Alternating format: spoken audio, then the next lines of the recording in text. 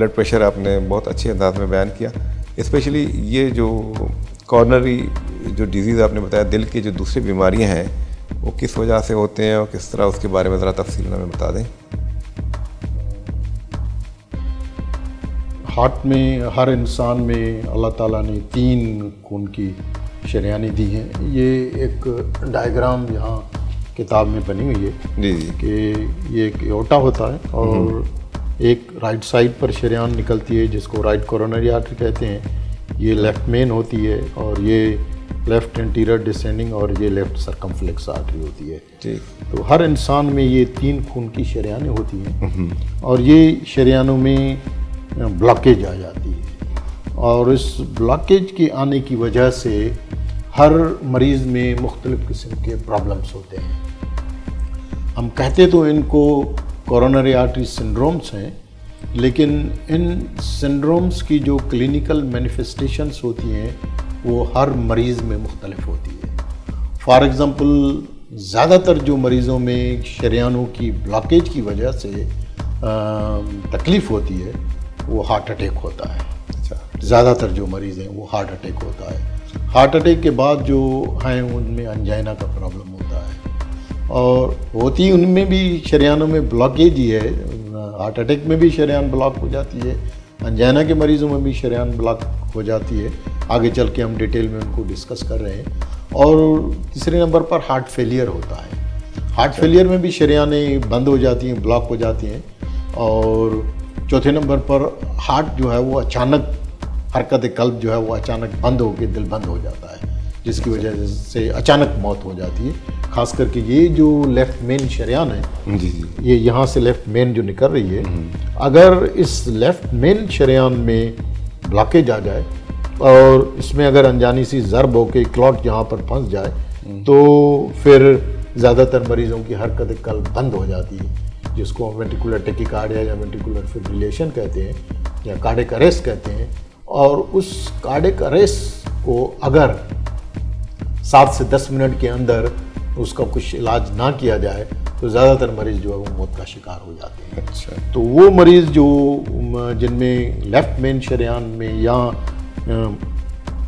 जो proximal LAD है, जैसे यहाँ प्रॉक्सिमल एलएडी में दिखाया है, अगर इसमें ब्लॉक हो जाए या कोई चीज़ हो जाए तो ज़्यादातर मरीज़ जो है वो हरकत कल्ब बंद होने की वजह से मौत का शिकार हो जाते हैं।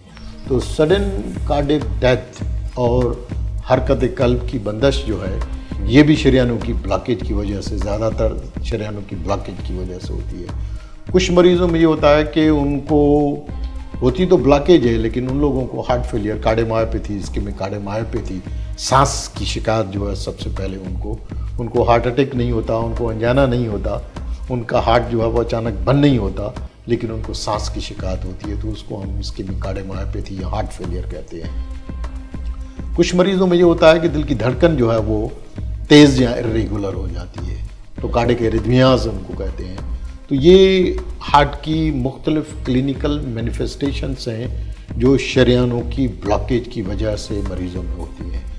अब आते हैं कि इनके असबाब। आपने कहा कि असबाब क्या होते हैं ज़्यादातर, तो ज़्यादातर मरीज़ों में मर्दों और औरतों में थोड़ा सा मुख्तलिफ है, क्योंकि ये जो प्रॉब्लम है शरियानों की ब्लॉकेज का प्रॉब्लम ये मर्दों में ज़्यादा, 5 गुना ज़्यादा है। और मर्दों में सबसे अहम जो वजह है वो है सिगरेट, तंबाकू नोशी।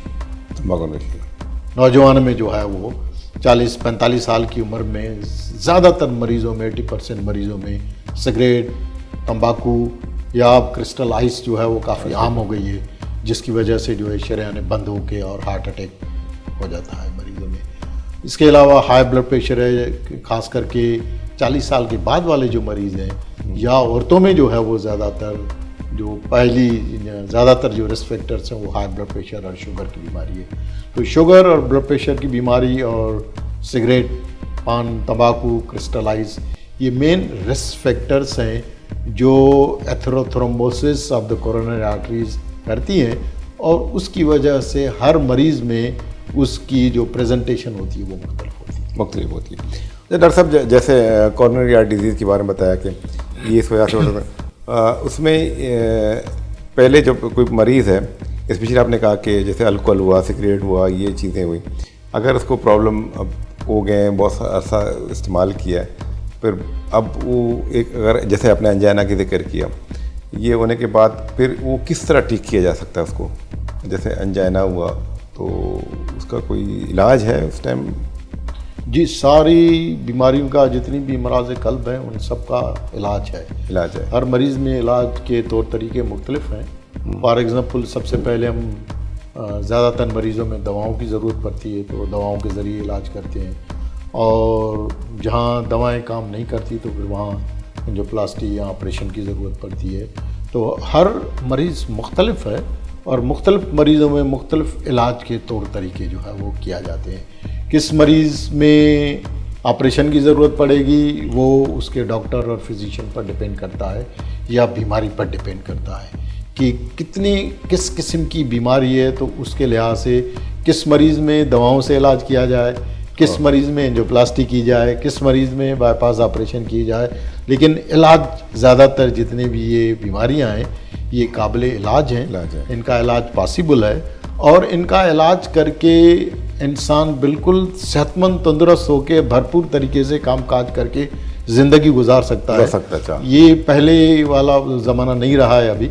अब ज़्यादातर बीमारियों के जो हैं वो इलाज मौजूद हैं, हमारे मुल्क में भी मौजूद हैं, लेकिन मरीज़ों को चाहिए कि वक्त के साथ, क्योंकि वक्त इसमें वो time is myocardium, myocardium is life, कि वक्त जो है, लोग जो है वो टाइम बहुत ज़्यादा ज़ाया करते हैं।